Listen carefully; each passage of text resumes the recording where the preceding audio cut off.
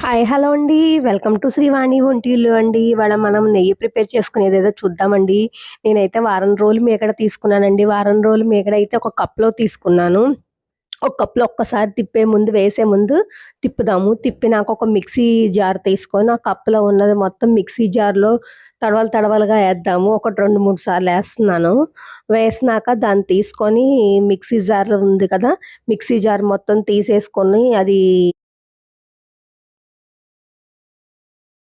Mixie జార్‌లో తీసేసుకున్నాం గదా! ఇప్పుడు మనం మిక్సీ జార్‌లో తీసేసుకుంది తీసుకెళ్ళి మిక్సీ ఏస్తుంది. దాన్ని 2 ఐస్ క్యూబ్స్ తీసుకున్నాను.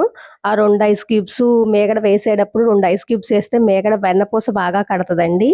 వెన్నపూస మిక్సీ జార్‌లో తీసుకొని ఒక 2 ఐస్ క్యూబ్స్ ఏసి తిప్పుతూ మొత్తం ఒకేసారి అయితే మిక్సీ వేయకూడదండి. ఆపుతూ నేను ఇంకో ఎక్స్‌ట్రా ఐస్ క్యూబ్ కూడా యాడ్ చేస్తున్నాను. తిప్పుతూ ఏద్దాం అయిపోయింది ఏయటం. మిక్సీ ఏసేయటం అయిపోయింది. ఇప్పుడు వెన్నపూస అయితే గిన్నెలోకి తీసేసుకుందాము. వెన్నపూస తీసేసుకున్నాక మనం గిన్నెలో తీసేసుకున్నాం గదా! గిన్నెలో తీసేసుకొని తీసుకెళ్ళి బాండీ అంతలోకి పెట్టుకుందాం పొయ్యి మీద. దీన్ని తీసుకొని మొత్తం షిఫ్ట్ అయిపోయినాక బాండీ తీసేసుకొని, బాండీ ఎలిగిచ్చేసేసి ఈ వెన్నపూసనంతా బాండీలోకి షిఫ్ట్ చేసేద్దాము. బాండీలో షిఫ్ట్ చేసి పావుగంట సేపు కేటాయించాలండి దీనికి. ఎందుకంటే వెన్నపూస బాగా కరగాలి గదా! ఈ విధంగా అయితే వెన్నపూస కరుగుతా ఉంటదండి.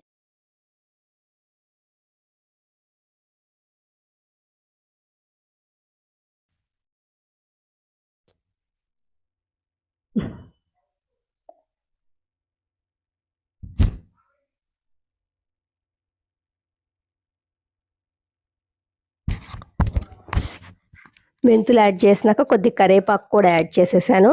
కరేపాకు, మెంతులు యాడ్ చేసినాక ఒక 5, 6, 10 నిమిషాలు ఉంచేసేసినాక మన వెన్నపూస రెడీ అయిపోయింది. నెయ్యి రెడీ అయిపోయిందండి. ఇప్పుడు ఇంత అవసరం లేదండి. నేను కొద్దిగా ఎక్కువ సేపు కాగబెట్టాను.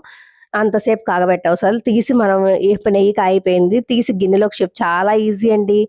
మన ఇంట్లో నెయ్యి చేసుకోవటం చాలా బావుంటుందండి. స్మెల్ గూడా అదిరిపోయినట్టు ఉంటుందండి. మన ఇంట్లో మనం నెయ్యి చేసుకుంటే నేను అలా అయితే ఇలానే చేస్తానండి.